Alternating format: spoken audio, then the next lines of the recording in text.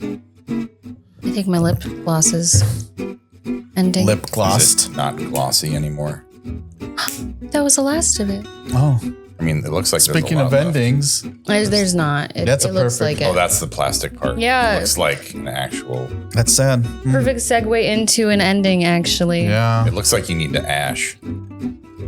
I need to. Oh, like you did to like hit the that's really cigarette. burned Yeah. end of the cigarette. It's like. yeah. It's like just. This is not product Yeah. placement. So sorry. but- Speaking of endings, this is the last one that we're doing on Bards. No, just kidding. No, Never. never. It's just the last one he's doing. Yeah. We're gonna yell him I'm dying. between. We're hiring an editor. We don't need you anymore. Oh, geez. We need one desperately, but Yeah. if you're And I done. don't take my one job away from me. No. I don't do anything else on this podcast. Let me do the editing. So you don't do anything? No, You heard it from the horse's Noted. mouth. that's my nickname.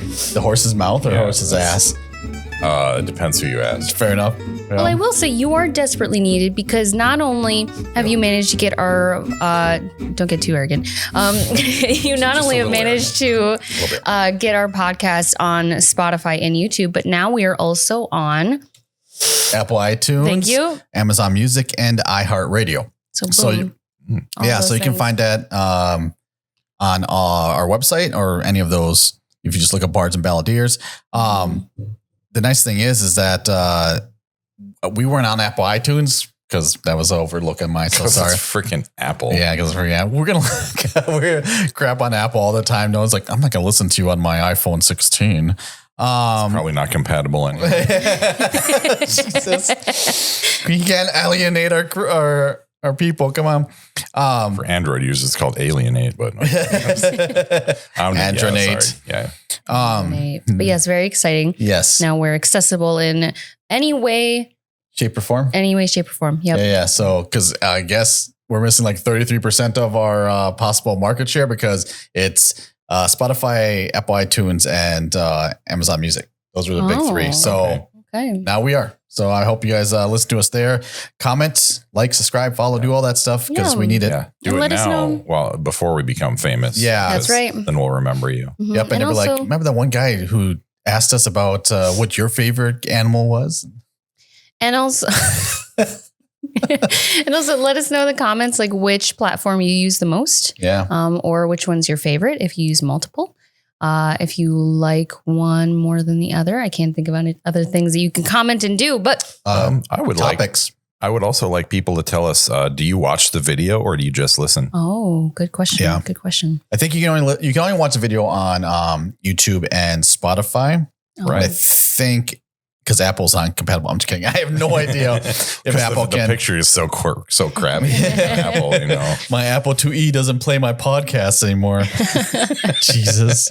I would love to invite my dad on just so he can bring his old Apple like iPod. Yeah, he still has a iPod. Yeah. like Yeah. the brick, the small one that With an actual hard drive inside. Yeah. Yeah, like a Yeah. spinning hard drive. Those like bigger ones had it. it I belongs in a think museum. I still might have our old the Mac Mac Plus that we grew up with. oh, Was it the And one the like hard- little TV? Looked like the Yeah, it's like a little, one piece unit, and we had to buy an external hard drive, 20 megabyte hard drive. That's huge. It's the man. size of an Oxford English dictionary. wow. Just a big Amazing. old brick. Like, Yeah. It's totally a brick. yeah. And now I'm just like, I have 128 gigabytes on my phone. What? Yeah. Right. Different it's world. huge, It's yeah. crazy. That But, exponential it's- growth. It's the ending of an era. Ah, yeah. And the beginning of another one. Yeah. It was in that life. Just cycles. Mhm. Cycles. It's all in phases. Yep. I was gonna put a little note here is that we will have a Discord up by the time episode is here. So another good way just to contact us, stay current, like that's an immediacy if you guys want to talk to us because Mhm. we're trying to find a central repository for all of this.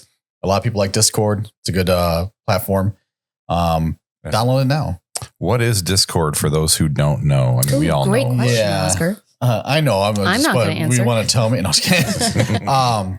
So Discord's a nice, like, almost like a messenger system, but also has some other bigger functionalities for like images and doing polls and having events there. And also we can live stream on those platforms. So we might do something there once in a while. We also might live stream on YouTube sometime in the future, which would be really cool. I would like to do that. Okay. But it's just I hate to give you guys another app to download, but it is a nice little app that gives us more communication ability.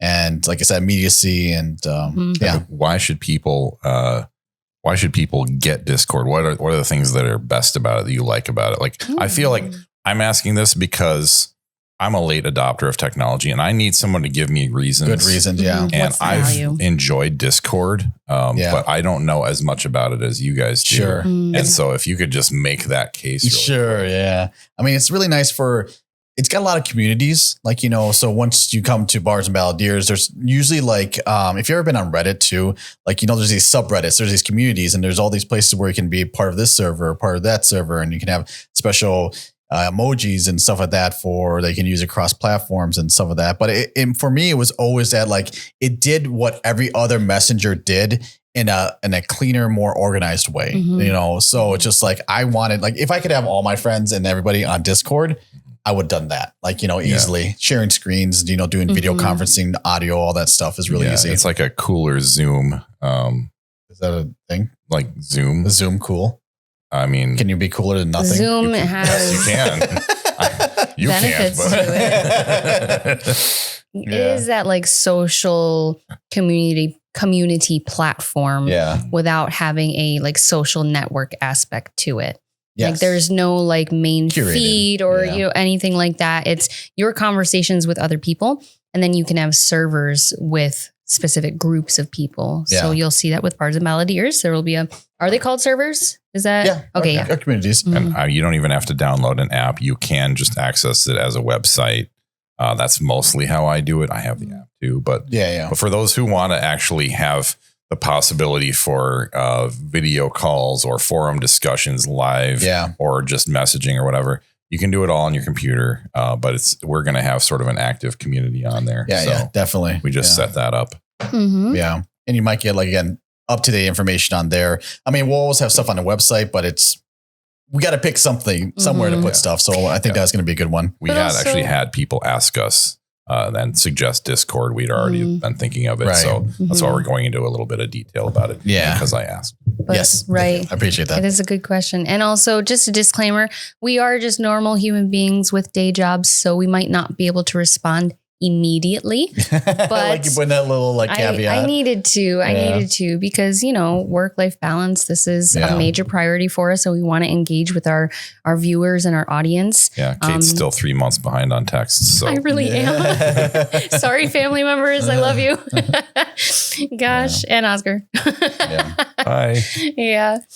Yeah. And I mean, it's also nice to just be in the world for a while too. It's just like, we all love to communicate and be with you all. And it's sometimes you have to detach a little bit, as much as we do this podcast, as much as we want to give this information, just talk and hang out. And this is, I don't want to say almost more for us, but we're glad that we can share all this with you. But it's just like the other day when just being out and you get kind of annoyed by like all the bugs there are in the world and they kind of get in your way, but you lose the purpose sometimes when you feel yourself too big for some of those things. And I was just like, yeah, they're annoying, but there's a purpose, right? There's always like, everything is that hierarchy, that chain, you go from the biggest to smallest, but that, hey, bringing like, Lion King into this, but there's that circle of life, right?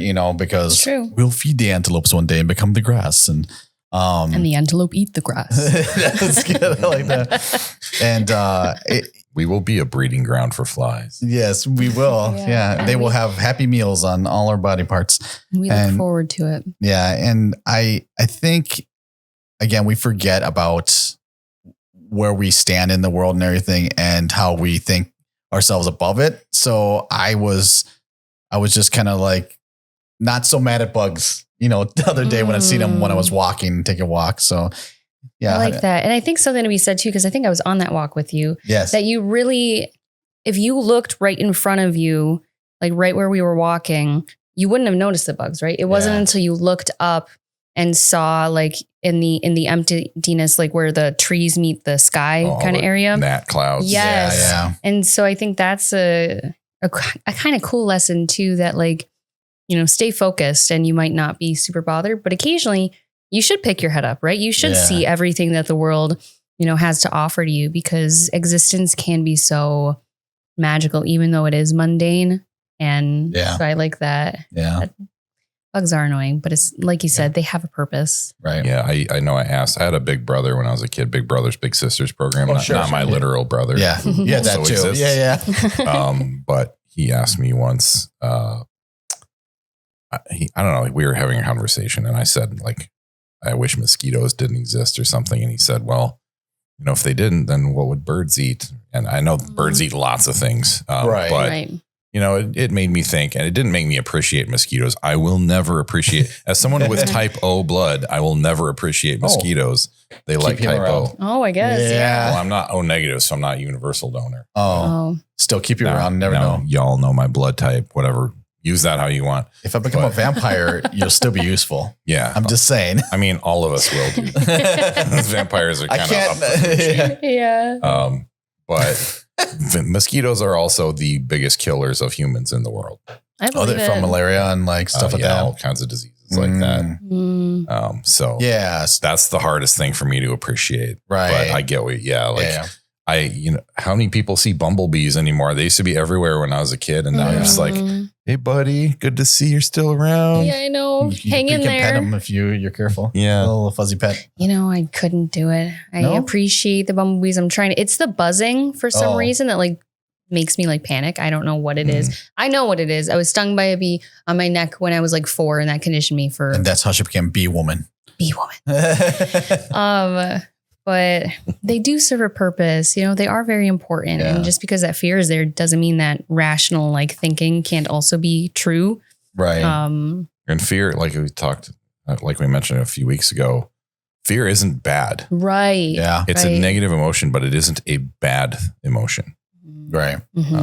So it's one of the things too that we live in newer development. And I remember when I was younger, we had fireflies all over the place in our backyard. Yeah. They were just everywhere. And I hadn't seen them in probably 20, 25 years. And they're all in their backyard now. And I just love it. And it's also because, again, I think a lot of communities are really striving to keep a lot of that nature in their communities now, which I approve 100%. So we got a little bit of grass that kind of runs on our back of your yard. And then you see them all there. I'm like, it's the coolest thing. I thought I was seeing things. I was It really makes you slow down. Yeah. And it's almost nostalgic in a way, like you said, because you haven't seen lightning bugs or since you were a kid. Bugs. Yeah. What did you call them? I call it pop. Sorry. No, soda. Yeah. It's called sneakers instead of What did I call them? You call it lightning bugs? Did I say lightning bugs? Fireflies. I called it lightning bugs. As I said it, I thought, am I the weird one? Is this weird? I don't know. Have you heard lightning bugs? I've heard both. I always grew up calling them fireflies, but then once Firefly got canceled, I couldn't anymore. You are right. It's not a lightning bug. It's not a lightning bug class starship. It's so what do you guys call them? Are they lightning bug? Wow, lightning bugs, or are they fireflies? Yeah. Anyone tuning in is probably like, well, this is a little bit of a downer of a start. We're talking about endings this week. That's why we're on this sort of buckle up here. Talking about endings. Yeah.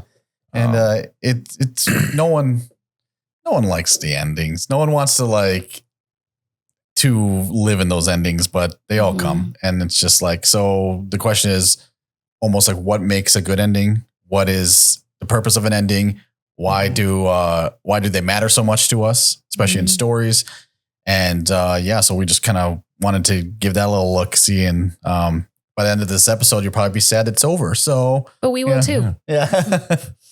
And we'll walk off into the sunset, a lot of Westerns did. We didn't know how to end it. So we're just walk. We'll film you. Don't say anything. By the way, if this episode goes until sunset, you guys are getting a lot of extra content. For free. Yeah. Right. Yeah. So, so obviously when you write a story, everything has to have some kind of ending. You, at least it depends on how you structure a story. And some people will just follow a story while they're writing it and let it organically, they say, come to ending. But for me, a nice fade out. That's another ending. I have that on my list. I thought I'd go there immediately. Yeah. I would say that was the equivalent of the walking into the sunset. Right. It's a fade out. Fade out. But everything becomes less distinct and further away. Yeah. And just like life, when you know, and you still have to decide where to cut it until they literally disappear, because you're not going to go that far, right? Right. But sorry, unless you got your caravan and you're just following them, that'd be a boring ass movie. But whenever I wrote, I always had like an ending in mind. Like I don't like, cause I can't tell you how many times I've watched movies or done something, and then it gets to the end and like, that's it. Like, you know, where's I hate saying where's the payoff and everything, but like it doesn't have to be like happy, or doesn't have to, but it has to resolve somewhat. Like it's got to give you something. And it needs to be a fulfilling ending, not necessarily a happy ending. Right. And actually, I think I won't lie, I did watch those Brandon Sanderson like lectures on storytelling, on like business of writing and whatnot. And one of his biggest things that he doesn't do like act 1, act 2, act 3. He doesn't, there's other ways that you can go about like theory of, you know, structuring your novel.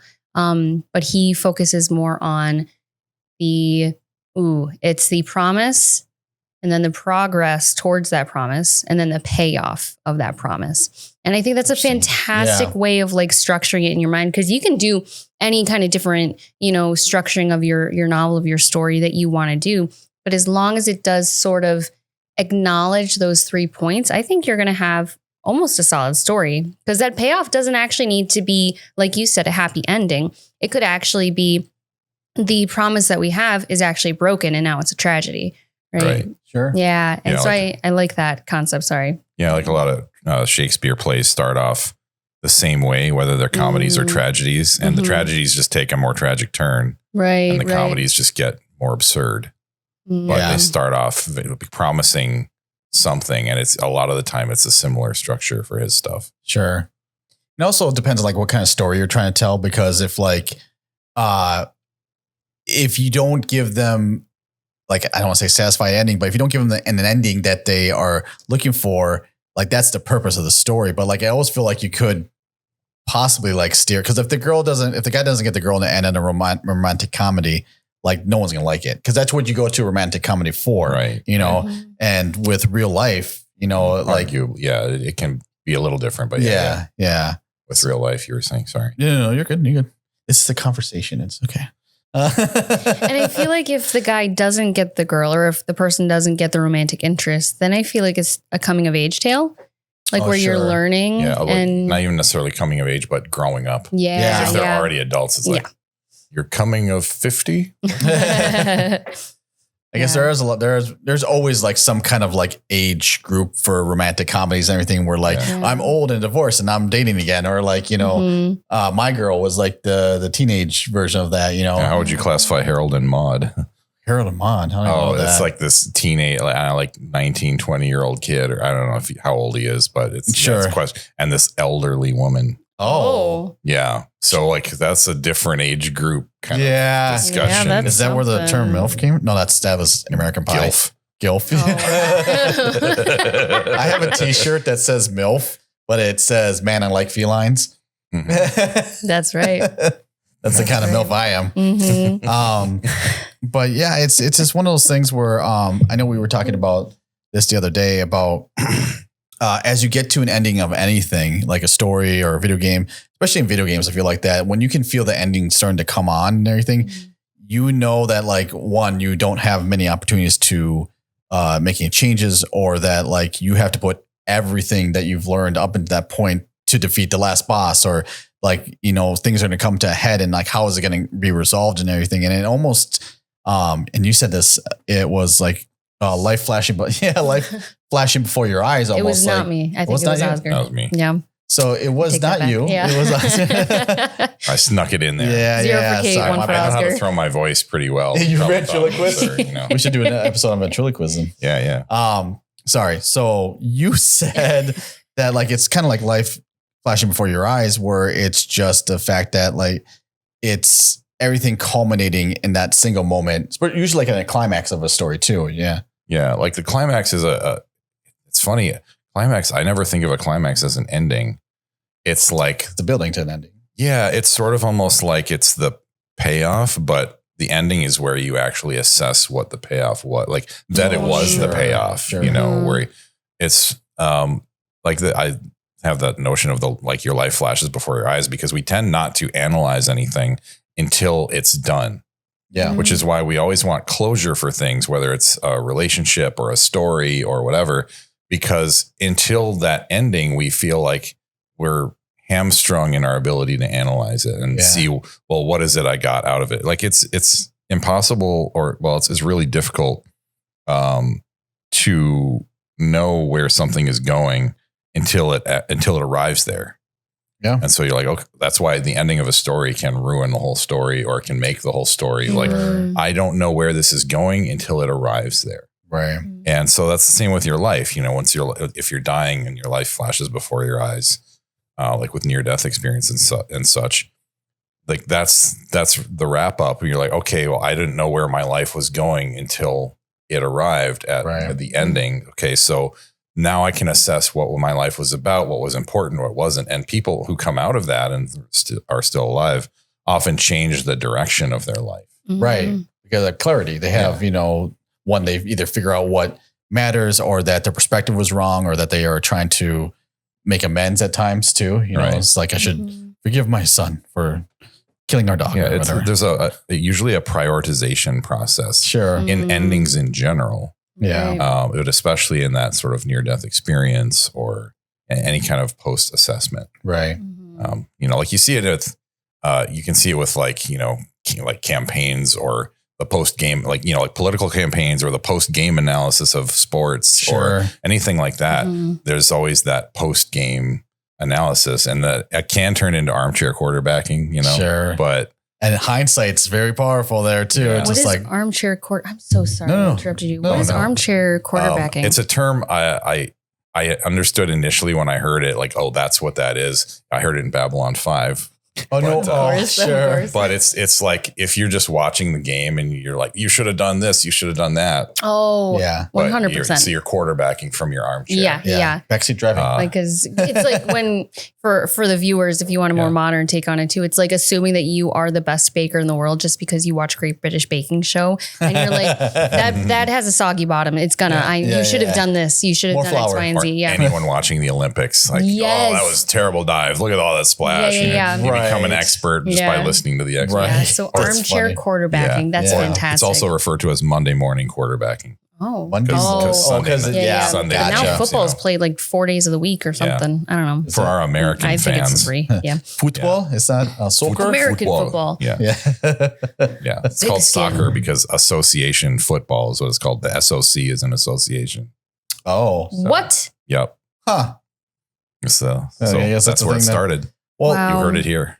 Speaking of sports, though. Let's take it to there because you guys are talking about it. You're bringing up sports? No, well, I know, of all people, but no, talk sports. It's a good point though because sports it's like any event, it's any competition, sports or otherwise. Like volleyball, like Tom Cruise and homoerotic volleyball.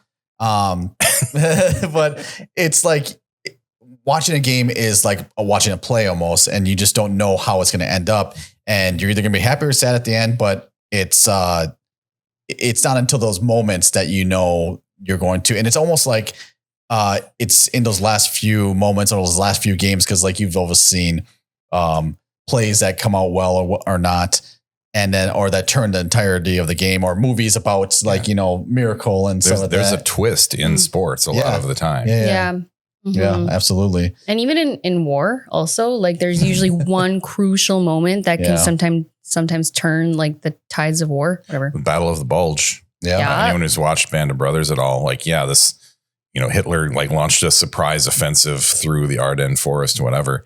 And the Allies had very little time to react. And so they encircled this crossroads of like 7 roads that was vital for German tanks to get through. And they just dug in and held it and held it and they shouldn't have been able to hold it. Right. Sure. For like a month or just so. Got chills. Like that. Yeah. And that if they hadn't held it, the war would have been prolonged. Right. For sure. Right. But stuff like that. Stuff like that. In sports, you see it with the people who like, oh, this game's done, and they leave. Yeah. And then it turns around and like, I missed it. Right. I missed the best part. Right. You gotta wait to the end. Yep. You gotta have faith in your team, right? Faith in your. I mean, those are good twists though, but I've seen enough things that where they're not good twists. And it's just like they do something that's like, that's it. it was the plants, like, you know, like cell phone. Like, it was Mr. Jenkins all along. Yeah. I called this 2 hours ago. Yeah. But I think that's also like a really fun thing is like when you can tell what twist is going to happen, but you're still okay with it, even though you knew. I'm trying to think of a good example of one. Like Avatar, like people was crap on Avatar or whatever. It's like, it just Pocahontas in space with blue cats and everything. But like, you know, but having not seen it, that's hilarious. Yeah, that's what people say. Like, but like you can tell, like, it's one of those things you can tell exactly what's going to happen and how it's going to play out on the beats and everything. But if you do it well, it doesn't matter. Like, yeah, like there are a lot of times, you know, you can guess what the ending's going to be, but if it's done right, you're just like, I'm here for it. Right. Right. Yeah. Yeah. Mm-hmm. Yeah, absolutely. Like in almost any like sort of epic fantasy tale, for example, the good guys are going to win. Yeah, yeah. Right. But you don't know how it's going to happen. You don't, you know, you might know a lot of it, but if it follows that kind of formulaic thing, right? You do know a lot about it, but it can still be a joy to read because you've got the character interaction. Yeah, you can see how it unfolds and just how it's written. Right. Yeah. You can just be like, this is really enjoyable. Yep. You know? Right. I actually, you bringing that up and bringing in the whole, like the climax, like getting towards that part of the story. To me, I think one of my most favorite like elements is the pointing out it's that before the climax, before the conclusion, there's a point where like the story reaches, it's like a point of no return. A point of no return where it's like the worst thing that can happen to them has happened to them. And now they're stripped down to like just having them, their characters and what they've learned so far. And it's like they have to learn some kind of lesson, right, from all of that. Right. And it's that lesson that then brings them into that conclusion, into the climax, that they wouldn't be able to get through that if they didn't have that lesson learned. Like the climax results from that final relevant decision point. Yes. Right. Like this is the make or break moment we have to decide what we're going to do. Mm-hmm. Yeah. Then you make that choice and that dictates what the climax is and how that plays out. Yes. Sure. Like, I'm not gonna lie, in Speed Racer, I'm gonna just use this as a quick example. Like it's before, was it the Grand Prix? Is it before that final race? Like the Mach 5? 6. The Mach 6, yeah. right? Maybe I'm thinking of the wrong race. Which Maybe one? I'm thinking of the Corpus Christi, or I think so. It's like when Speed and his dad have the moment of like bounces off, isn't it? You know, and he's pissed and he's angry. Like pulls a little to the left. Yeah, it's like, Sparky. But it's them all working together again. I might be mixing points up. Somebody correct me in the comments. But like they couldn't have gone through to the end if it wasn't for the family, right? Yeah. And so yes, I wish I had another example. It's funny. I'd never actually I didn't obsessively study story structure, which is to say I didn't study it at all until I learned a little bit about it at a writer's conference, but I never really pegged out that point as a specific point, but I can't think of a story where it doesn't happen, I guess, except for those stories where everything seems to happen by accident, where it's just like the characters aren't really in control of anything. Sure. But things keep happening. And like they make decisions as they go, but where there's maybe not one decision that feels like that. But with most stories, that moment is there. Right. In some magnitude. Yeah. Yeah. And I think that, like, I'm trying to think, one of my favorite movies is The Grey. I know I've mentioned it before. But there is a point, there is a point in that story where everybody's gone. Like he's spoilers, sorry. At this point, if they watch the first episode, they know what's going to happen. They know what happens. We're really just trying not to spoil our own works, but everything else is fair game. You got to read those. Like, again, he's isolated and alone, and he still needs to make the choice between like live or die on this day, right? So you either keep moving forward or you stay where you're at and you don't make any success. You don't like go forward at all. And I think that's similar, even though the story structure of that movie isn't the exact like, beginning, middle, and end, because it has an ambiguous ending.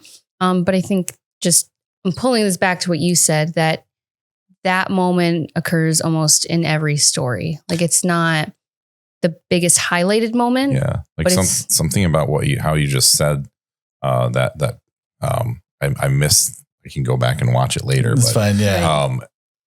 About like that, there's that moment in that film. Like I'm thinking of the Shawshank Redemption, and that moment is actually called out, not as such, but it's called out in the narrative. It's when Andy Dufresne says, I guess you got to either get busy living or get busy dying. Yeah. And then that's what kicks off the climax. Ooh. Ooh, that's a really good example. Yeah, and I don't actually have to spoil that one. Like, watch it. That does he get busy living or get busy dying?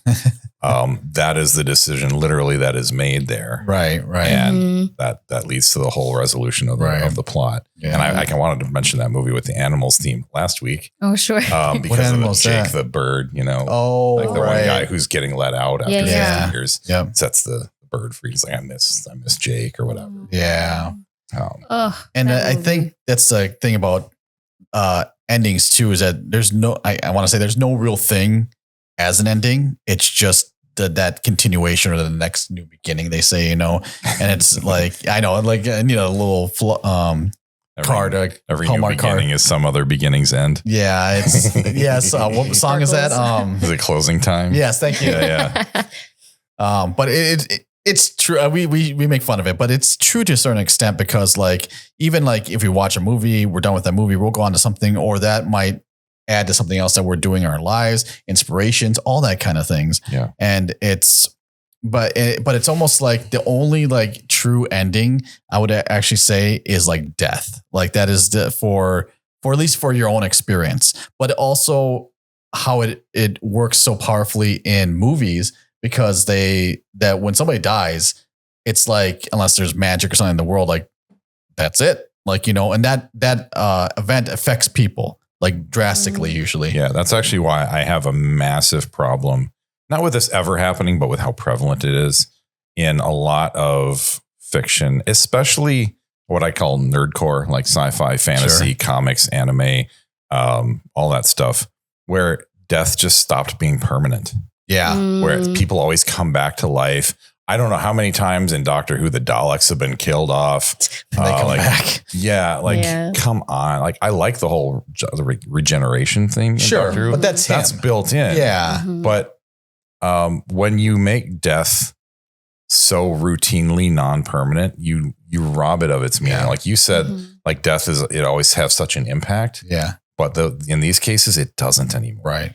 And I think that also reaches lines too with like Western thought versus Eastern thought also, because in Western thought, most of the time, I do think that death is that definitive ending. Whereas in Eastern, realms of thinking, it's more of a continuation onto a next thing, whatever that may be. Well, and in certain Western things too, afterlife or whatever. Yeah. Sure. It's like either afterlife in the West, or oftentimes in the East, reincarnation. Yes. But yeah, like you can look at it that way, but everyone sort of recognizes anyway that death is the end of this existence in the here and now in this realm. And so it still has an impact. And to rob that of its impact is like, okay, now death has no impact. Right. It's one reason why I won't watch really any of the MCU stuff now, because it's all multiverse stuff. It's like, well, nothing matters, because there's just nothing matters. Yeah. Like there's another version of it that is everybody's happy and fixed. Like, so that's why. And that's why I don't want to, it's like, for me, it's like the sleeping guard trope.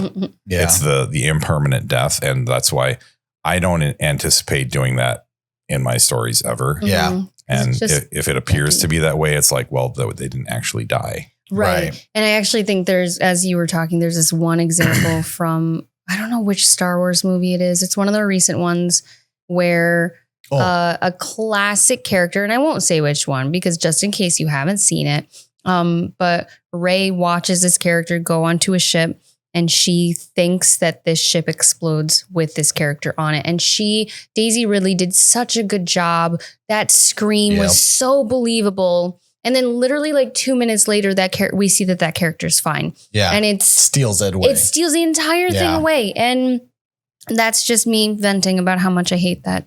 No, it was bad. Like it was a bad choice. Like I hate that. Like if it's like, okay, the person didn't die, but this person thought they did. Yeah. For me, that doesn't necessarily steal it away, but I haven't seen that movie, so I haven't seen how it's done. And it's also it's done so poorly. Like I won't lie. This is one I'm going to say because it's within like the same scene that we see that character is fine. If it was like later on, you know, brought back as like in a good way, in a way that, you know, maybe we think for a while that the character is also dead too, so that it has more weight and gravity, gives gravity to the situation.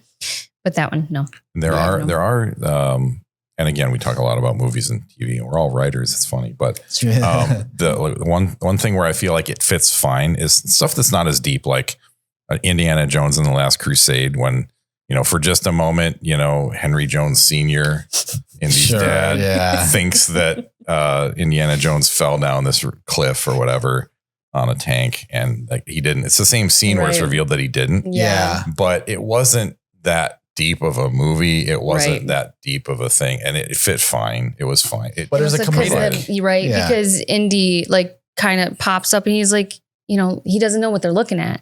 Like so it's almost like that's used as like a bit, and to bring more of, like you said, a comedic element to a weirdly funny but serious movie. But there was that moment where he like was really, you know, upset. And then he realized he's alive. He's like, I thought I'd lost you. Boy. Yeah. But then he like, you know, buries it again. We got work to do. Yeah. But also that's the kind of character he was, where he wouldn't have that be open and vulnerable for very long. As soon as I can stuff it away again, I'm going. Right. Like no one gets to see that. Like, you know. And I think that was also reflective of the time too, where dads and sons didn't really show emotions with one another. Right. And so I think it's a very good example that you bring up. Thank you. Yeah. Worked very hard. You know, you got something? No, you sure? Yeah. Want to do rock, paper, scissors? Stabbing me with them. I win. It's rock and scissors all at once. Oh, shit. No, I was going to say on the little bit of the flip side is when death is used in like an evil way, where it's like if you have a creature or monster that doesn't die, you know, and it's like it becomes this very unnerving and very supernatural, or even like thing that you can't get away from. Yeah, the terror of the thing that like will not die. The first two Terminator movies. Yes. You know, like anyone who hasn't seen those, go see those. See those in order. You don't have to watch all of them, but the first two you absolutely have to. I like the third one too, but it's fine. I kind of like all of them in their own way, but I haven't seen all of them. Which one's Judgment Day? Second one. Oh, okay. The third one, I did like that they didn't win. Spoilers. Which that's a good idea of an ending, you know, to discuss too, is like, it's not a happy ending. The heroes don't win. Is that what you're saying? Fulfilling. Right. Some people didn't like it because like they're wrong. I know they are wrong. Stop listening to this podcast. No, I'm just kidding. No, please don't. This is the Judgment podcast. Yeah. Because like the idea is, and I'm okay with this because, you know, the idea of like you go back in time and then you start messing with stuff and then it should change the future. But it was the idea that even though they went back in time and they stopped Judgment Day, it still had to happen because they needed Judgment Day to happen so they could go back in time in the first place. Whoa. Like, so it still has to happen. Like it's one of those things. Like, did you ever watch Time Machine? The movie Time Machine? You tried to get me to watch it. And then I was like, there's spoilers again for that. There was a girl who spoilers. She didn't watch it. She didn't watch it. The girl that he dies in that movie, he goes back in time to save her. And every time he saves her, she dies in some different way. Like she has to die. She cannot live. Like, you know, and I thought that was kind of cool where it's just like, it's fixed. And when you try to mess with it is when the bad things happen, you know? Right. Mm-hmm. Yeah. There are a lot of things about that. I think you get a lot of it with time travel, obviously. Well, like people try to prevent death. They try to prevent endings they don't like. Mm-hmm. Now, even choose your own adventure stuff is like, I didn't like how that ended. I'm going to try a different pathway, which is part of the joy of how those are written. It's called interactive fiction as a genre. Choose your own adventure is a specific property, but it's sort of like Kleenex, you know? There's tissues and Let's choose your own adventure, like an actual brand name. I think it was a series put out by one company, and it's like different content for each. Right. But it was like books in that sort of property. Oh. So interactive fiction is the genre. Fiction. Yep. But I think, what was I saying? I don't want to go on your brain, but yeah, like in time travel and stuff like that, you see it a lot where people are always trying to prevent things, and you'll see it. it changed different things, or all the bad things happen when you try to prevent stuff. Yeah. And I feel like time travel really messes up. Like I might do time travel one day just to show how like maybe a parody take. Sure. Yeah. Because we always look at it like, well, if you go back in time and you do these things, it's going to change things. I'm like, on a quantum level, you're already changing things. As soon as you arrive, you've changed things. Right. And like, but we're always obsessed with our own human perspective. Mm-hmm. And then what's significant within that perspective, not even just the assumption that our perspective is significant. Right. So I'd like to play around with that some, but. Sorry, I was gonna say real quick.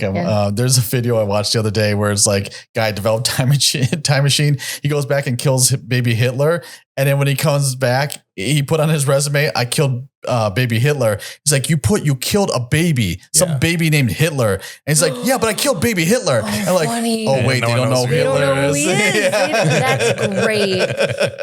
That's amazing. Don't put that on your resume. Yeah, it's okay. No, it's funny that you say you do want to explore time travel one day in your writings. I told myself that when I started writing, and like I love sci-fi, I want to write more sci-fi one day. Right now, my genre is like science fantasy. But I told myself I would never write time travel because I like to control too much in my writing, and I would get so. Just like I would like dive into a particular type of madness. I feel like I'm picturing you with the chalkboard, like the mathematician's chalkboard. Yes. It's like I can't get this equation to work. Yeah, I gotta make this fiction a truth. Yeah, there's a time travel thing in Lost. No spoilers there. Where there is like the mathematician's chalkboard. And I'm just like, I want to paste that over this short right now. Speaking of endings, though, and Lost, I was watching something. I think it was Family Guy or something dumb. And there's two people from two different universes, and they're like, "Oh, how did your Lost end?" And I didn't know what they said because I have no idea how Lost really ends or whatever. And it's like, "Oh yeah, so and so did this." It's like, "Oh yeah, they did this." It's like, "Oh, that was a better ending." Like, you know, it was just really. I need to see that. Yeah, I gotta find it again. I'm sorry, because I was thinking of you when I saw it too, and I'm just like, that's probably really funny to Oscar, but not me. Yeah. Well, also just speaking of endings and death, for comedic value. Even just dark comedy. Yeah. There's you were mentioning Family Guy, and so made me think of this. Like there's, I think there's, like death is like standing over somebody's body, and like, and the guy's like, "Oh, you died," or what? I think they're like two reapers or something at that point, or I don't know. It's like, no, it's the guy's soul or whatever. Like, "Oh, did I die? No, you're dead." You know, and he's saying, "Well, you're about to be reincarnated or whatever, like you're going to go back." And so he goes away. Yeah. And he shows up again like 10 seconds later. Like, you're right now you're being reincarnated as like a Chinese baby or whatever. And it was like, shows up 10 seconds later and he's like, girl. Oh no. It's so politically incorrect, but it was also Family hilarious. Guy. It's Family Guy. Like just, I thought you were going to bring back the talk about the chicken for some reason. Like, you know, how like that whole thing where the last scare, the chicken fight. Cause it's almost like Peter beats up the chicken, he walks away, and then the eye opens in the chicken again. So it's like not dead. Yeah. Or from Happy Gilmore when Bob Barker's like, the price is wrong, bitch. Those endings that aren't endings. Right. Endings that aren't endings, which actually the gray, like I said, ambiguous ending. Is it really an ending? I don't really know. Well, and you mentioned Lost, like, is that whole, what is a fulfilling ending? What is a not fulfilling ending? Example A. Okay, but you didn't wrap up the things I wanted you to. You started this whole plot line in season 6 and you wrapped that up, and that was dumb and none. You didn't need it at all. And then you had they had all these little subplots that go nowhere or whatever. And I think that's the problem with TV though. And in certain respects, TV schedule a lot of the time. Right. They need to have 24 episodes in a season. Yeah. And at that point it was less because it was after the writer's strike, but Oh, sure. But they had this necessity to do so many episodes. And I hate to say they're just like throwing stuff out there. And then they go to a point where they end the series because they're just not making enough money or they want to do something else. Like, you know, and that just kills me because I actually like where Netflix and everybody have kind of gone with it, where it's like, okay, you have 2 seasons, do this, have fun, do your story in 2 seasons. Netflix has now signed a deal to use AI for generative content. No. What? Yep. I didn't read the article. I saw the article. So go look it up, guys. I'd be curious to see in what extent and everything because you know how headlines always, you know, overplay things. And I think it was like the AP or something. They're usually pretty good about stuff. Yeah. Like that, but it wasn't like a sensational that's good periodical. Yeah. But and I don't doubt it because it was going to go there eventually. And then it's just like, and we could do a whole story about that, but it's just like, I don't know. I don't know if I interrupted you. No, it's okay. Now I'm sad. Honestly, like you said, I want to read the article because my first feeling is disappointment, but that's fine. I mean, we're not Netflix. That's one reason why we are indie, authors. We own everything. We want to be able to control the process. We want to control the content, and we have control problems. Hi. But at the same time, like it's so we can make sure that like the heart of us is at the heart of our stories. And, we're able to thoughtfully think out how we want the beginning, middle, and end to be. Right. And for that, how we want that to be experienced by our readers. Because if we're, you have this contract and you need to get X book out by X date and Y book out by Y date. Like, that time. I know some people can like write under pressure, but I surely can't. I don't know if you guys can. There is a whole. I don't want to. Yeah. There's a whole movement about like writing to market, and I have friends on both sides of that, but I'm not a fan of it. I'm a fan of like having something to say and waiting for that. Yeah. Not like, well, I can drum up anything to say. Like that's how I did my papers in high school. That's not what inspired me to want to write. I didn't like writing at that point, but that's how I wrote. I'm writing to market basically. It's like, I have the ability to do that. That doesn't mean I want to. Right. Yeah. Right.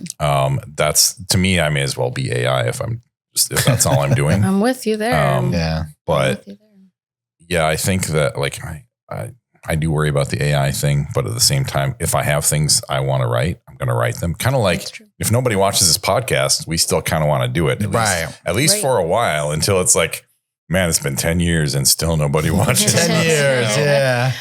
10 years of friendship. Yeah. That can we can have a whole different kind of celebration.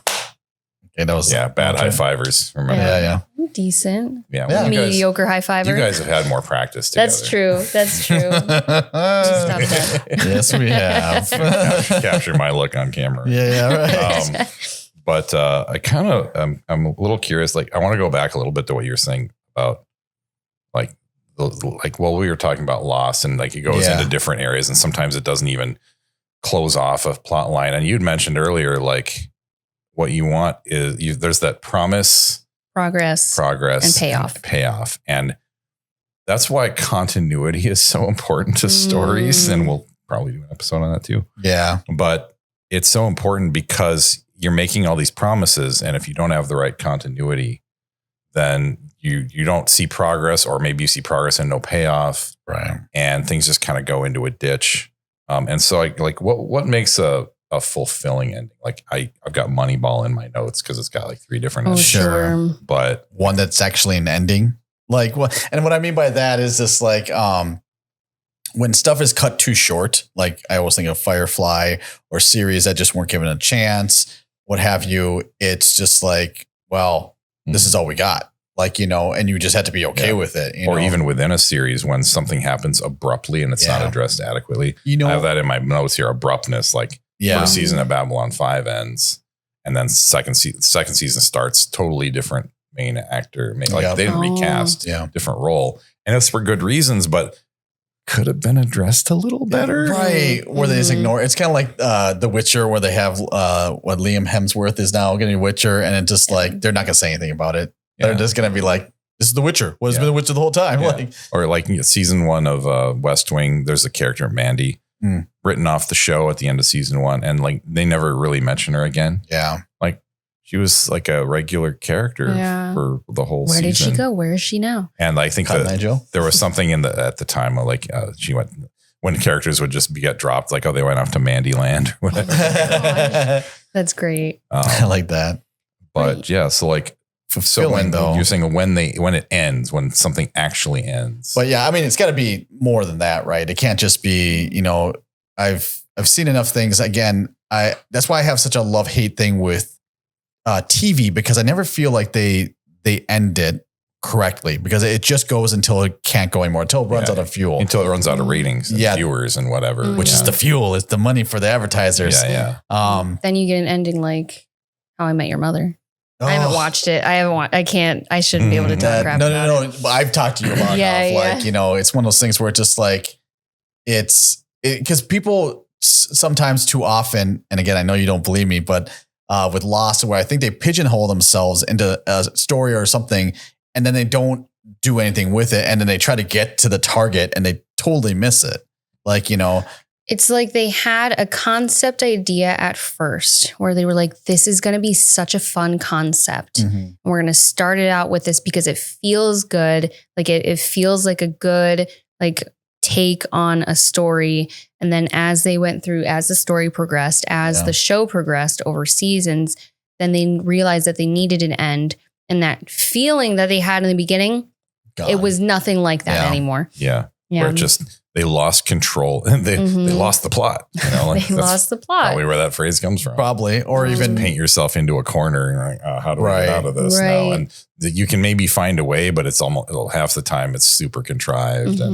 Or when they, sorry. No, go ahead. I was gonna say when they change showrunners or whatever, like Supernatural or Doctor Who. Doctor Who, yes. They just take a right turn and like, this is how I'm going to do it. It's like, then you just forget. Like, but that's the truth with like a lot of things. Though, when people come into like franchises or whatever, it's just like, I don't. Star Trek's a good view of that, because J.J. Abrams even said in an interview, it's just like, I never liked Star Trek growing up, so I want to make a Star Trek that I like. It's like, then you don't like Star Trek and you're not making Star Trek. Yeah, like it's you're trying that to make simple. Your own sci-fi. Yeah, like you're trying to fix it. Yeah, response thing. Yes. Ooh, wow, that's a callback. Yeah. Right back to the ages ago when we started this Days of Yore. I mean, it's been 12 episodes. I mean, we've been doing this for a little bit now. So that's 3 months. But I also think that, good job. Well done. With like that target, like that you have at the beginning, that promise, right? And that's why I think that progress piece is almost more important than the actual ending itself. Yeah. Because, and I'm exploring that as I say it, so I could be wrong. Progress has payoff. It does. Yeah. It does. And also if your progress doesn't follow the promise, then that payoff is not going to be as good. You can't have a beginning and an ending and no satisfying middle. Yeah. You know? Yeah. Like, I don't follow the progress. It's like, show your work. Yeah. It's got to be earned. It's true. It's true. I really disliked that about the Star Wars franchise, where it's like, I never really bought how Anakin became evil. I do agree with you like a little bit on that. It just was too, because like he had to, so they had to write it in there. Right. Like, you know, so they just kind of did it. Didn't do a great job of it. Like, I didn't buy the progress part of it. Like, he seemed like he was fine and just had totally human concerns until, but add the dark side and that made it different. I'm like, but you didn't show how it did. Right. It didn't manipulate. It didn't like turn him unwillingly. He still made all the choices to become bad. But you couldn't see why he made those choices. Yeah, right. You really couldn't. And that to me was just completely mishandled. But, I think the magic system wasn't explored enough. You know, like the Force. Not enough magic system. Not enough. That's what it is. Right. But it's Space Wizards. Psi power. It's magic. It's midichlorians. It's a fantasy, science fantasy series. It's not sci-fi anymore. Star Trek is sci-fi. Yes, right. Yes, I think growing up, that's when when you're growing up is when you can see the difference between Star Wars being science fantasy and, Star Trek being. Comment if you think them's fighting words. So when you stop being a child and you watch Star Trek, You're like, where no one has relationships because relationships never work well. Yeah, right. Which is funny that you say that. We actually just watched, what episodes were they? It was Inner Light and Lessons and Adolescence. No, Lessons. Like lessons, like a piano lesson. Oh, okay. Yeah. So it was those 2 episodes. So Inner Light and Lessons. The 2 flute episodes. Yeah. And I didn't realize as we watched them, because Rio just found them because I needed them. I was at a point in life where I just needed them. And they're like a whole season apart, but they're 2 episodes that when you watch them, it's almost like this perfect story. I will say that. Like this perfect, it doesn't follow like the standard beginning, middle, and end, because it's 2 different episodes of, 2 45-minute episodes. Yeah. In Star Trek, you're just surprised and overjoyed when they call back to something. Yeah. It doesn't have that much continuity because it's episodic. Which I kind of like, but that's another. Yeah. That's true. That's true. TV was back then. Yeah. Well, because it was fun because you had the characters and then you get to put them into something and then you just watch them get through that, and that was, I don't know. I enjoyed that. Honestly, I felt like there was too much of it back then. It's gotten like now we have both and I appreciate both. Sure. They both have a seat at the table. Yeah. And I also just think I keep thinking about the question, like what makes a story like unsatisfying or what makes an ending unsatisfying? Sorry. Yeah. And I kind of feel like, get into talking about Moneyball because I've said before like Moneyball has like 3 different endings. And I don't mean like Clue has 3 different endings, which that's also in my notes, but there are different things that are set up that kind of call for endings in Moneyball. Like at some point it's set up kind of the middle of the story that there's this record, or like, 20 game winning streak would be a record or something like that. I mean, they're losing for like the first half of the movie. But then the model that they built starts being allowed to work. And then there's this big build up to like, when they're going to get that 20 game winning streak or whatever. And there's a whole lot of stuff around that. And then if it happens, and then you feel like that's the climax and now the movie's going to end. There's like 15 more minutes left. Sure. And then you realize, oh yeah, they only set that up as a thing halfway through the movie. Yeah. And then there's also a thing of winning the last game of the series. Cause then they lost the last game of the series and everyone's like, oh, like this new model. It's not, you can't reinvent baseball like that, whatever. And so there's like the main character, Brad Pitt. He wants to win that last game of the series. Like nothing else matters to him until he win the last game of the series. And so that's kind of an ending, but it ends badly. Sure. And then there's a third ending of like, yeah, but did you change the game? Yeah. And that's like the final ending. And there's even arguably a fourth one of like, is he going to move away from his daughter? Oh, and he does. So like, there's all of these different things. You want to know all of these different things, how they all resolve. Because, when his job is maybe like in danger, like he might have to move or something. And so, okay, he doesn't have to move. He did change the game, didn't win the last game of the series. They did get the 20 game winning streak. And those all happen in a succession. Like they're not all wrapped up at once, but you want each of those things to be fulfilled in its way. Right. And I think it does a really good job of pointing out that like things don't have one ending. They don't have one climax. You can bundle them all together and we typically do. Right. But what you often see in stories is there's a climax that's kind of a conglomeration of some of those, but then the part after the climax is sort of the resolution of all the different pieces. Sure. Yes. Yeah. I won't lie. I consider that like the climax to the genuine end of the story just to be the conclusion in general. Cause that climax is like a resolution, right? Of the main like conflict, but there's still, like you said, there's, where does our character go? Like what are they going to do next? Is there something that, is a consequence of even the climax and winning? Right. Like, will that take us into the next story? Because plot endings, I could argue the plot ending might be the climax. Sure. Character endings are not. The character development that happens because the plot ended. Now the characters can analyze it. How does that end up? What do they get out of it? Because we don't tend to analyze things till they're done. And then the world building, like the ending of that is sort of like just your aim for the ending of world building is the continuity of the world. Sure. It might be a change, like climate fiction, for example, like this, like the day after tomorrow or whatever. Like, okay. But how does this progress from here? Like, what's the new environment? What's the new world looking like? The fourth age in Tolkien or whatever. What's the new world that needs building? Right.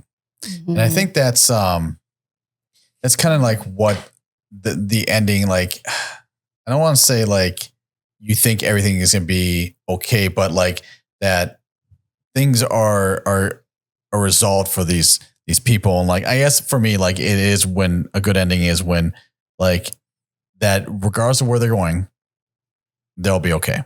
Like, they either gained knowledge or that it's that the story's gonna go in their way, because it's like the whole happily ever after thing.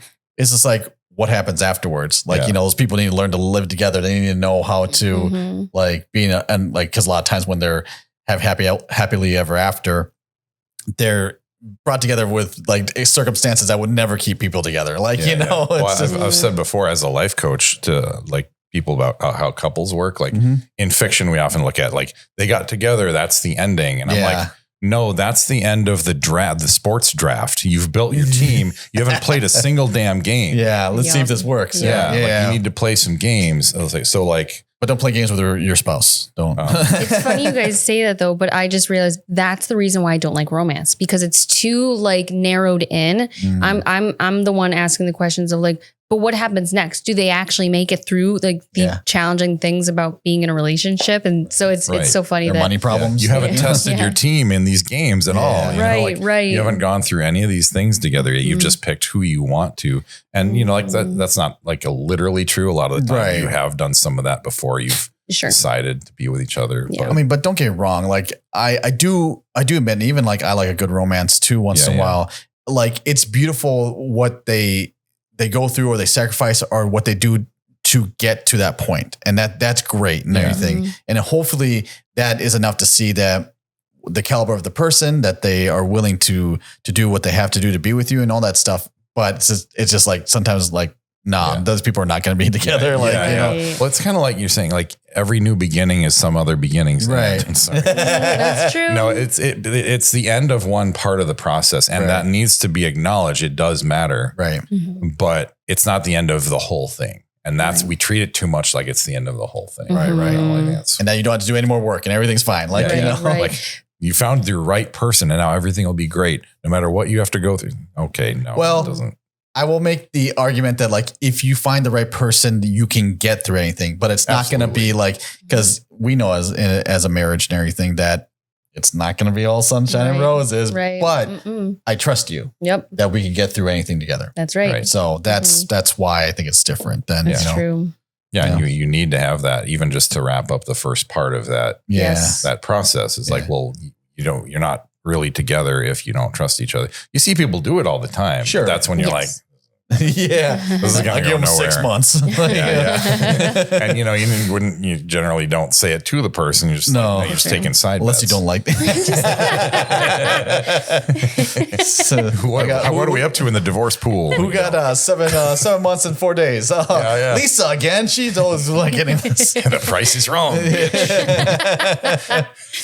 Man, I just feel so much better about that's the reason why I don't love that genre. Not as a whole. I will be pleasantly surprised. Like I think is technically far and away a romance. I believe so. Okay. Well, that movie is actually one that I was proven wrong. I did enjoy. Because you thought it was just good. Because it's a journey. It's more than just a romance. Because it's in there, but it's not like that typical. It's like, oh, we're going to work together because spoilers again, they don't get together. Right. Right away. And then it is until later.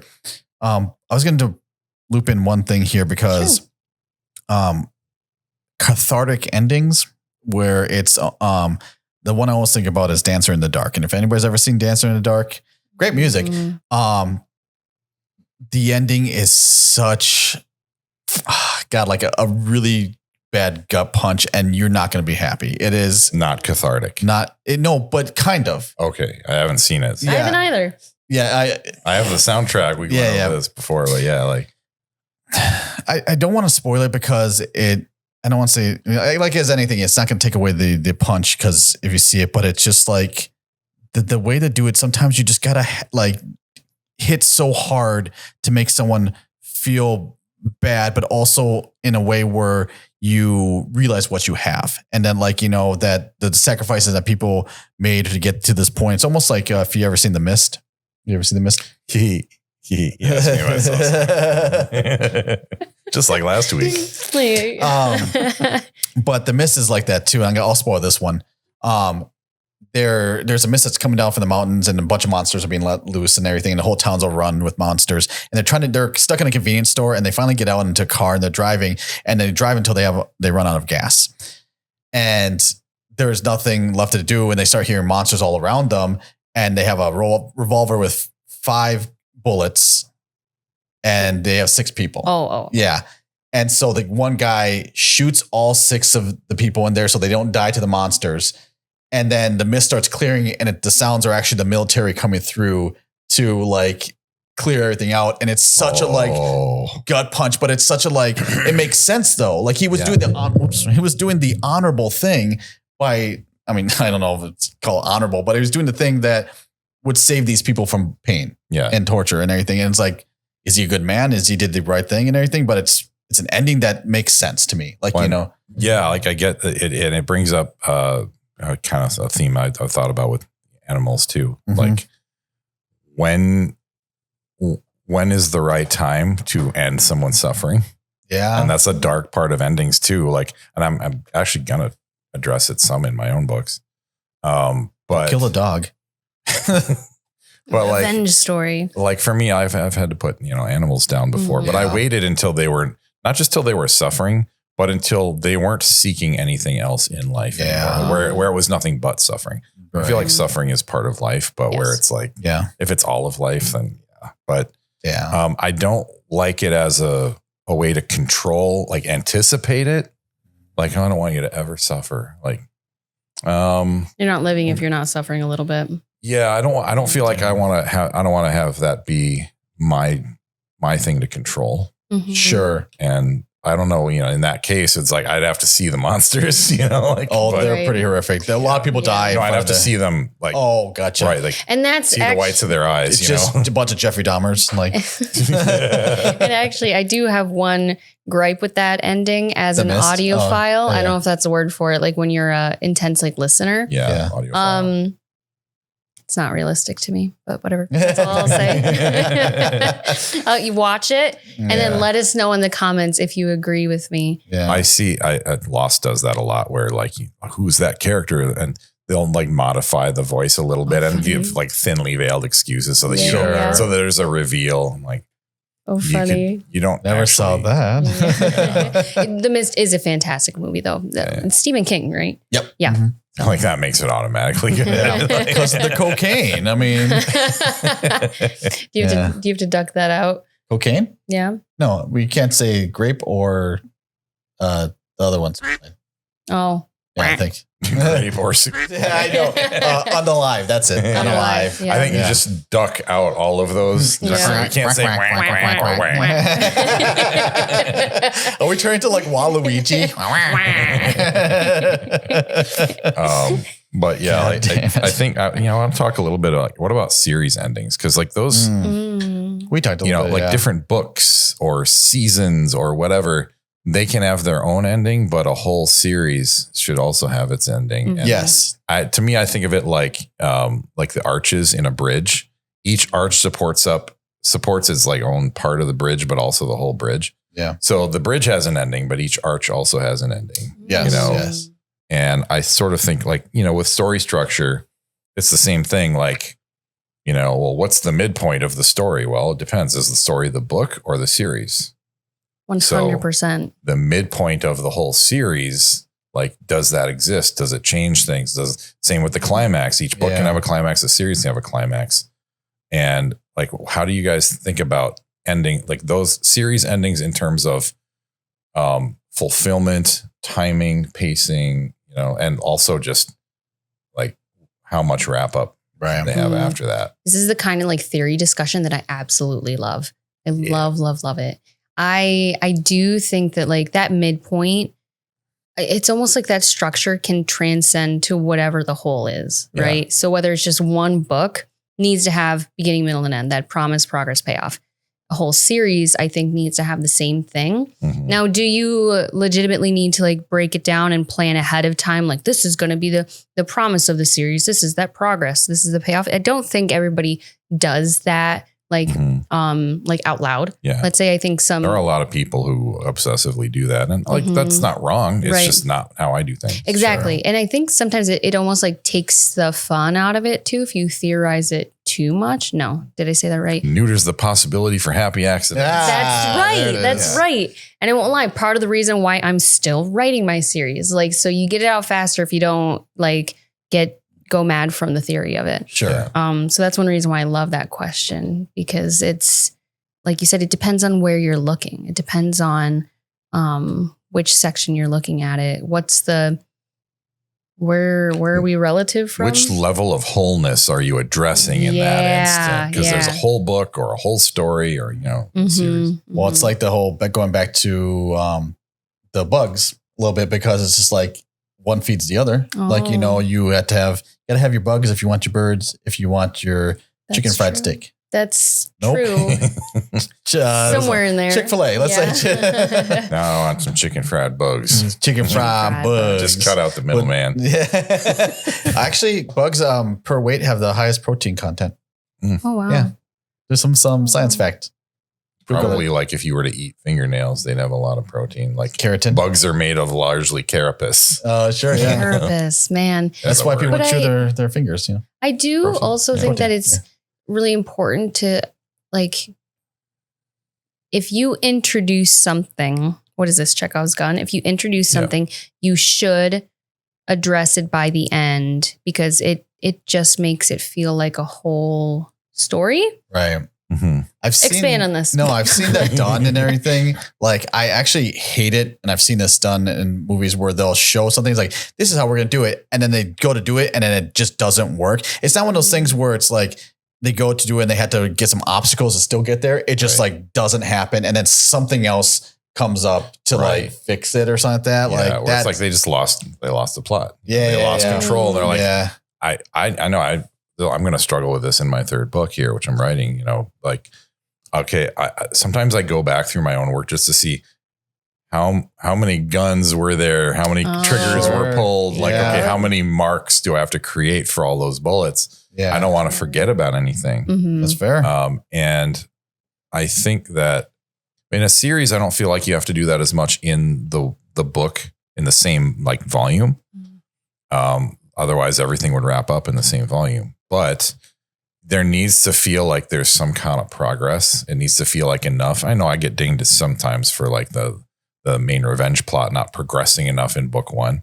I don't get any dings for that in book 2. Ooh, okay. But I think that you need to be able to show people that you're progressing out, that you haven't forgotten that gun was there. Sure. Right. You need to like just show it again, like have something be different in that in a progressive direction.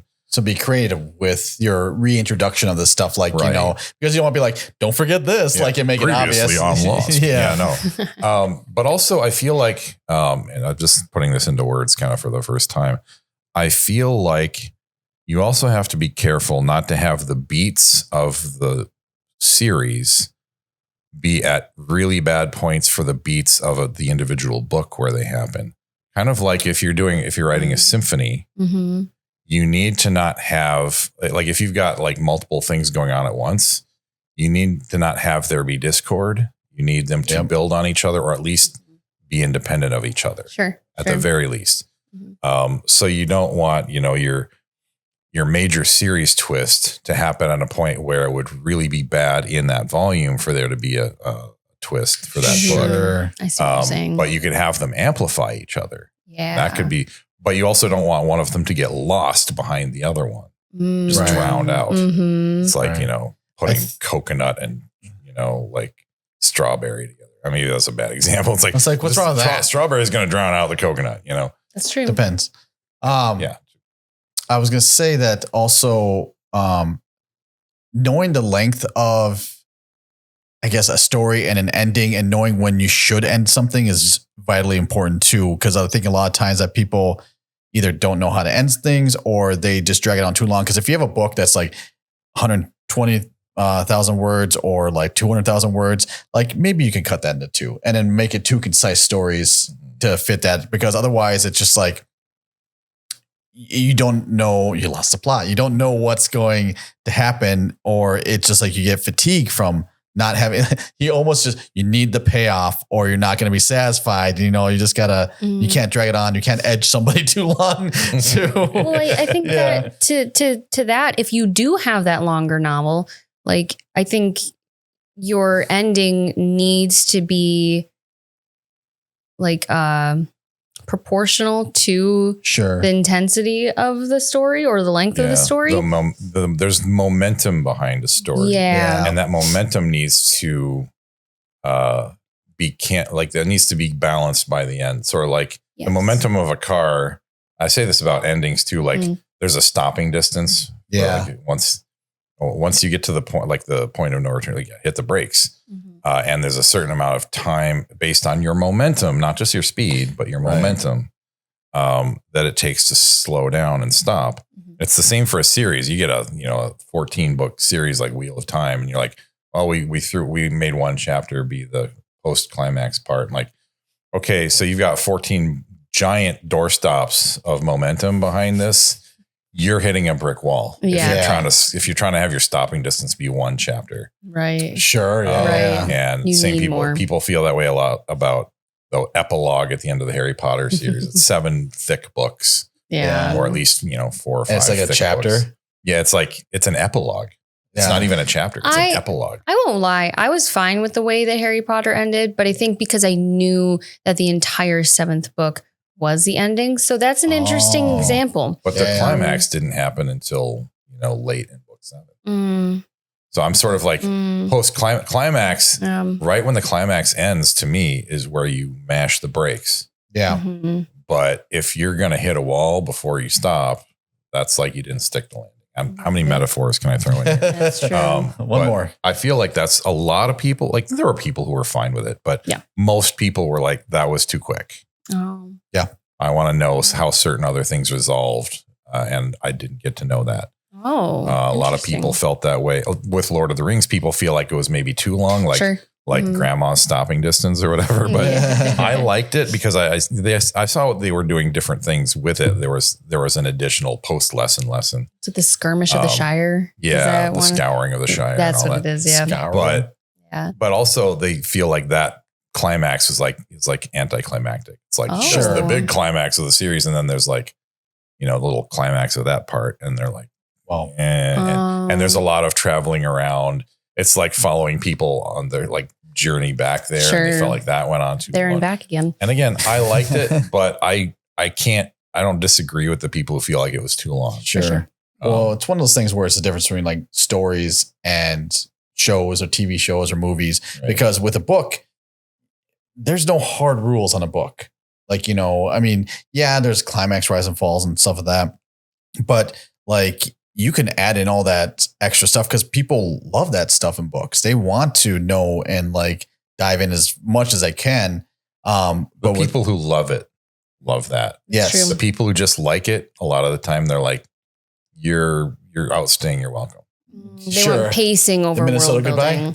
Yeah, they're just like, you're doing the Minnesota goodbye, and I'm East Coast, like that kind of thing. Get to the point. Yeah. Like which I won't lie, I am that pacing over world building type person, but I totally respect the people that love world building because they want to live in the book more, and that means they read more. Real life sucks. Yeah. Like there's a subjectivity about it, but here's the thing: it's a guideline, and I've said this before. There are rules, guidelines, and styles. Rules are there's a right and a wrong answer. Yeah. Like you misspelled a word. Sorry, you just did. Sure. Yeah. Like, that's a rule. Guideline is like things that generally hold up, like generally recommended. You ignore them at your peril, but you can't ignore them. Right. There are successful ways to do that. Right. Style is just, it's kind of more the most subjective of the three, where it's just like, this is your style. This is your writing style. Yeah. The movie, getting back to endings a bit, the movie, like I brought it up before, Lock, Stock, and Two Smoking Barrels. Sure, yeah. Where it ends where like this guy's getting a phone call and he's like, what does he do first? The thing he was sent to do or answer the phone? Sure. And it matters. And that ends there. Oh. But the thing is, you're talking about like the ending needs to provide a kind of stability. Right. Like this is a movie that had no stability all the way through. If the ending created stability, it would be contrary to the movie. Right. Because that's like the style that it has shown the entirety of that movie. This frantic, frenetic, chaotic plot line that just kind of like lands you in one bad situation after the next. You end on that. Yeah. That makes sense to me. That's exactly how The Gray is too. He summarized it way better than I could have, with another movie being an example or description. Oh, thank you. I haven't even seen the movie, so that works. Let's make an awkward ending. We can just like end it here and just be like, yeah. We're actually going to talk about this for another couple hours, but that's behind the paywall. Yeah. Our ending is that you don't get an ending. Yeah. Join our Patreon. Yeah. We don't have yet. Which hopefully we'll have a tip jar sometime soon here because we'd love any support that you guys would give to us because it's true. We do this for free forever, but we feel like we can do more with people's help. So equipment costs money. Equipment costs money. Yeah, lots of things do. Yeah, I had to sell a lot of his blood to pay for these. So yeah, well, it was my way of trying to get my blood pressure down. Just I can't have blood pressure if I don't have blood. Blood volume. Yeah, I've actually recommended that'll help you temporarly get your blood pressure down. Yeah, I mean, I guess science. Technically. Yeah, it's just a volume equation. Yeah, right. Heart has a pump even harder. It's funny they don't put it that way to most people. It's a volume equation. They don't say that. Gosh, you guys. And I guess that's a bunch of clowns here. We don't always know how to end these things, and that's always a funny thing because what is an ending to a podcast? Yeah, what's an ending to a podcast? Let's just like stopping talking and being ready to go eat some food real quick or something. Yeah, well, we never touched on music again. It's like, we're just going to do this slow. We did say fade out. Yeah, we said fade out right at the beginning. Yeah, it's still there. Yeah, we talked about fade out. That's true. But yeah, it's like, what's the climax of a song is a way different thing. It doesn't really, it's not the same structure. Like the bridge of a song is often, I think, like I feel like that's the point of no return. Ooh, very well said. I would agree. Because let's explore this. Because the bridge being that punching your face is hilarious. Yeah, sorry, I had an aneurysm for a bit. Here comes my ending. No, not yet. No, but yeah, that bridge being that point where things have changed, we must respond to that very large change. And there is usually a lesson. Usually that lesson, I think, maybe is that realization how much that bridge does musically like tie into the going back to the chorus, coming back to that hook. Isn't it usually between the second and third verse? Usually like it's before like the last like chorus. Like, sure, here's the decision we have to make and this is who we are. And then how that all resolves. It makes the climax or the ending of the song that much stronger. I just hate it when the bridge is like better than the rest of the song. I know. Like that kills me. Like, yeah. But yeah, I mean, there's lots of examples of how these things are done badly. And again, this is, I wouldn't say this is like how every song needs to work to be a good song, but I think some of the best ones are kind of like that. If they're really, especially the more they're telling a story, let's face it, not every song is. No. Right. But not every song needs to be. Right. Yeah. Yeah. Songs work differently. They do. Like people. Different styles, different endings. Like different genres of books. There's different genres of music and video games. Video games, yeah. Because God, I could talk. I'm gonna small thing with video games that don't have an ending where they're just like games you play until you lose and then you just start over again. I hate those games. Yeah, like I need like some kind of like you get too objective much of that in real life. Yeah, right. Yeah, there is one round and round play where it's like a sandbox game and you stop when you get bored and you start again if you want to. But. Right. I guess like The Sims is kind of like that too. But there's objective to Sims because I want to make a cool house. But I digress. I actually don't like The Sims. I know. It's because of exactly what you just said. Because you don't want to make a cool house. I don't. No. It's the opposite. Yeah. I want to make a cool house. And I want to murder all my Sims. Yeah. Okay.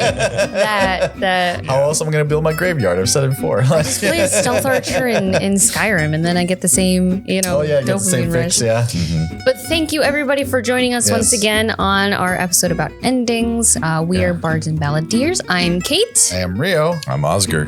We love having you. See you later. Next time. Bye.